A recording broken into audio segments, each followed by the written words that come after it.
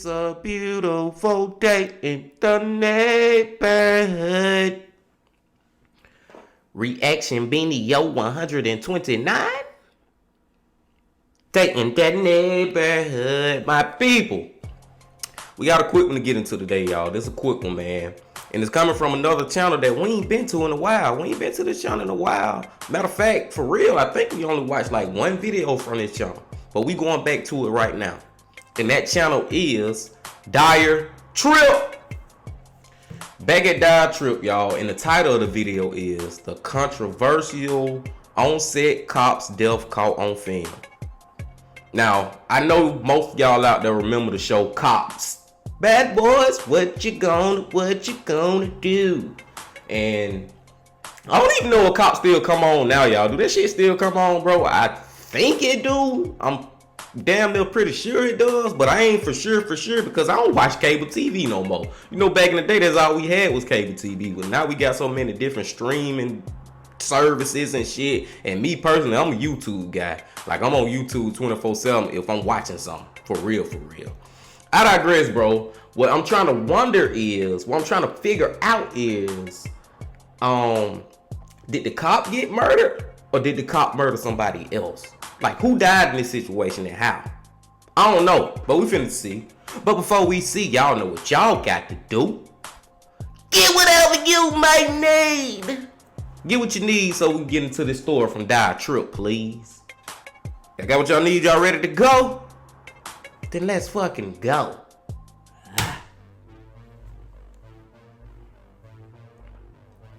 A crew member working on the TV show Cops was shot while filming an episode by the cops themselves. Oh, shit. So what exactly went...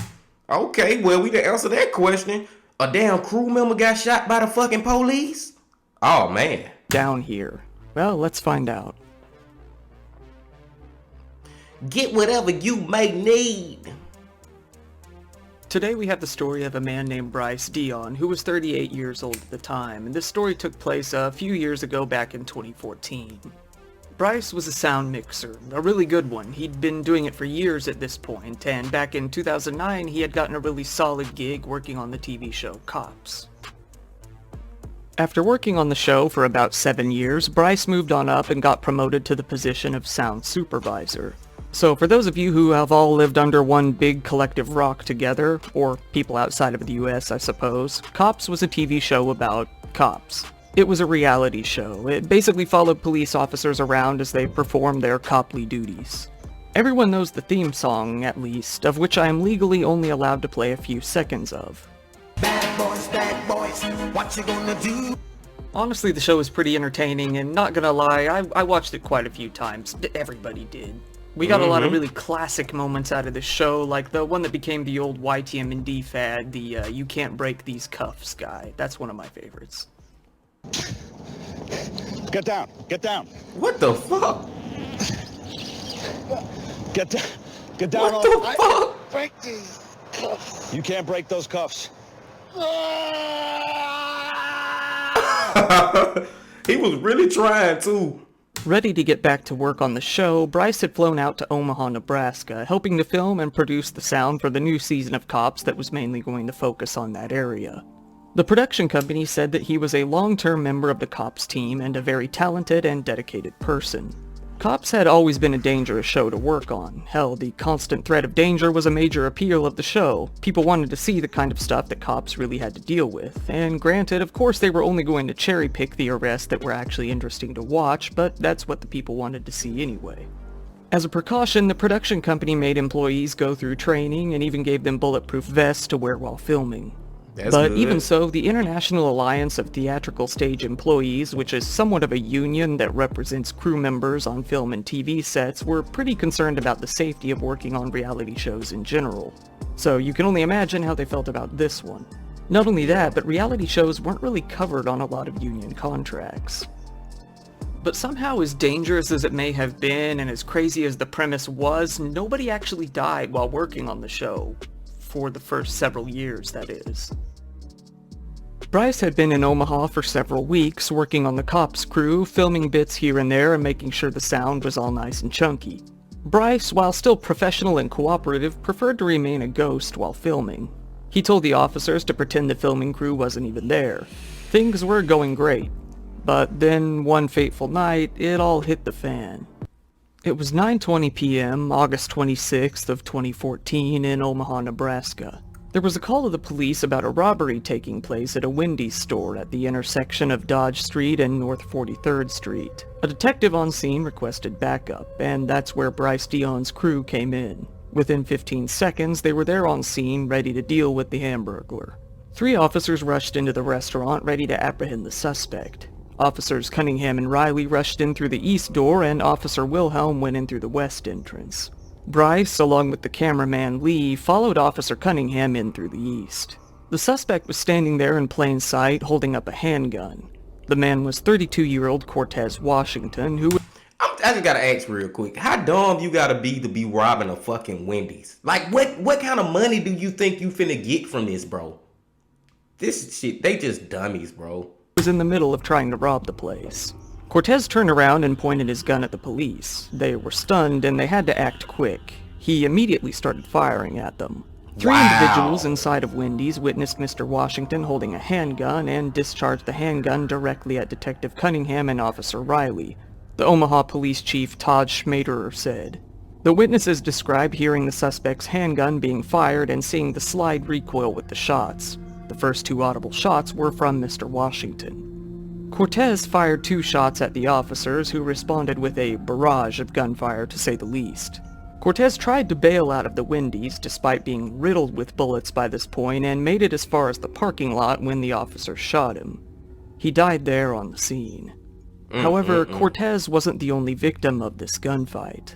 Bryce, while operating the microphone, had positioned himself against the eastern doorway of the restaurant, one of those entrances that kind of juts out and mainly consists of windows.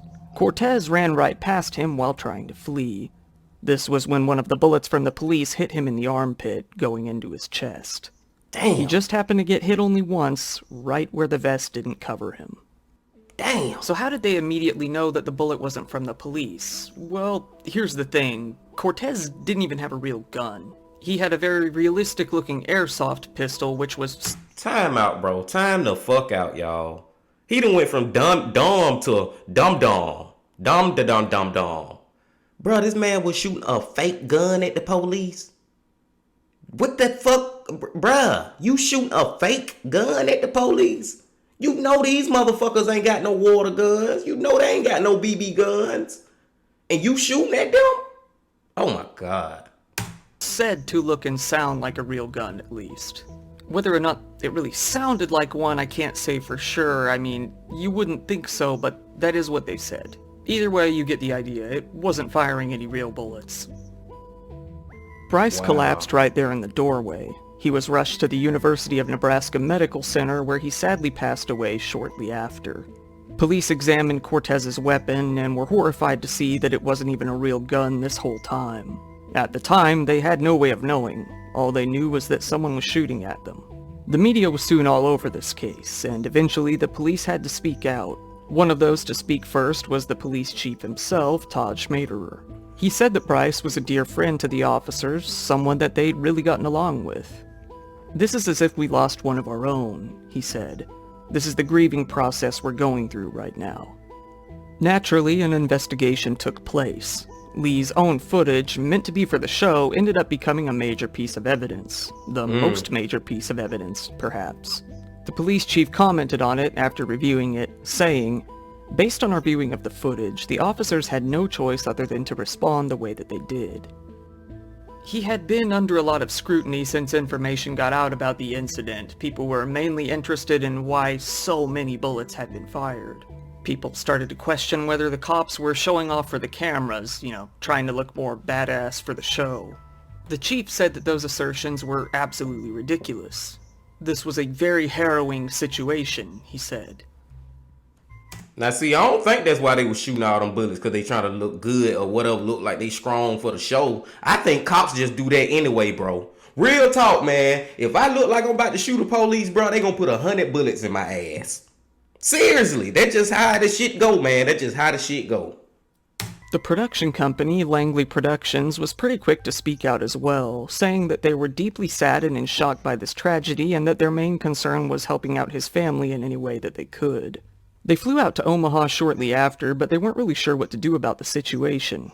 Up until that point, the only crew injury on the show was related to a minor car accident back in 2009, but even that crew member was able to return to work shortly after. This was major. They went from basically nothing to an actual death. Mr. Dion paid the ultimate price for his service, to provide the footage of the real-life dangers that law enforcement officers face on a daily basis to television viewers around the world, said the police chief. The crew wrapped up production for the time being. People were curious as to whether or not cops would continue filming in that area. The police chief responded, "We haven't gotten that far." It was pretty likely that that was the last thing on their mind as the... Bro, do y'all see all them bullets in the fucking window? Y'all see all them bullet holes, bro? Investigation continued. Bryce's family, needless to say, was not happy about any of this. After a while, they went on to file a wrongful death suit against the city of Omaha. They had a lot to say. For instance, 1. Omaha police should have provided Bryce with a special duty of care and protection, and that shooting him was pure negligence. And 2. The police failed to identify their target before firing their weapons. They used excessive force, and they acted unreasonably around innocent bystanders. The city of Omaha argued back, saying that the use of force was objectively reasonable and that Bryce knew the risks when taking the job. They added that he voluntarily, without any urging from anyone, put himself in between the police and the robber during the act of robbery. That's bullshit. That's bullshit. What a criminal started at, bro. He started behind the windows counter. Ain't no way in the hell Bryce knew that he was gonna run out there and then I was gonna get shot. He hid behind the door. That's bullshit. The lower court wasn't really having it.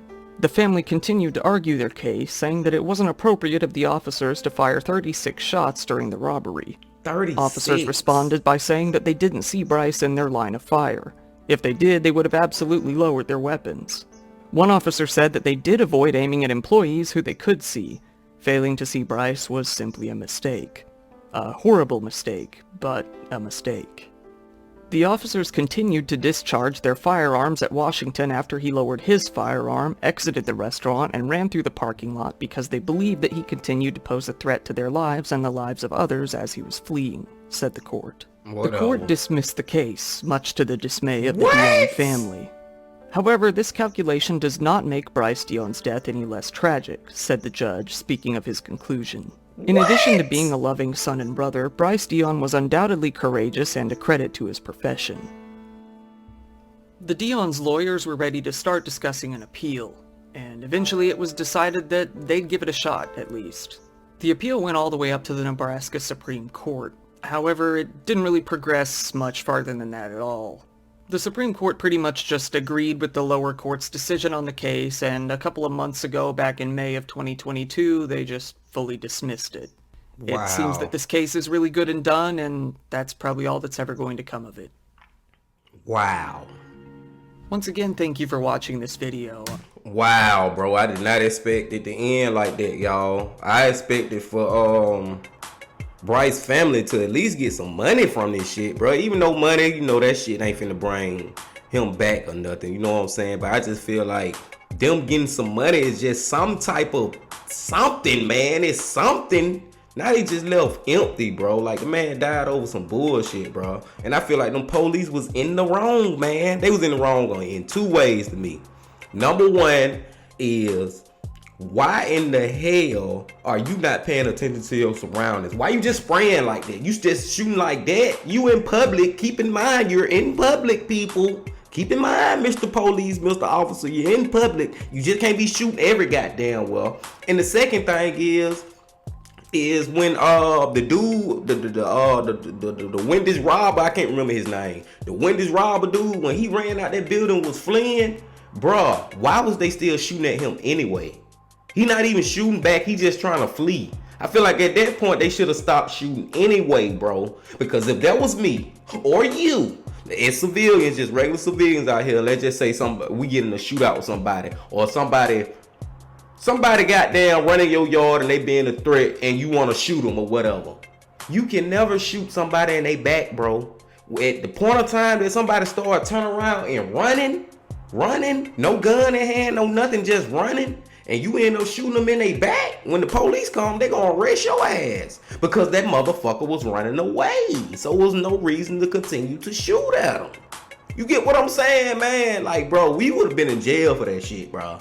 I ain't gonna know if I'm saying the police should be in jail, bro. All I'm saying is, god damn, bro, y'all couldn't give this family no closure for this shit. Even though they still never have closure, I just feel like, bro, they should have won a lawsuit. That's all I'm saying, man. They should have won a lawsuit, bro, because the police, they could have handled this situation so much better on so many different levels. Now I'm finna calm the fuck down, man, and let y'all get up out of here, bro. But before I let y'all get up out of here, bro, hey, please hit that like button, subscribe, comment, and all that, bro. And please come back tomorrow, man, so we can do another one of these crazy ass videos together. Until then, my friends, the Bean Baby Legend.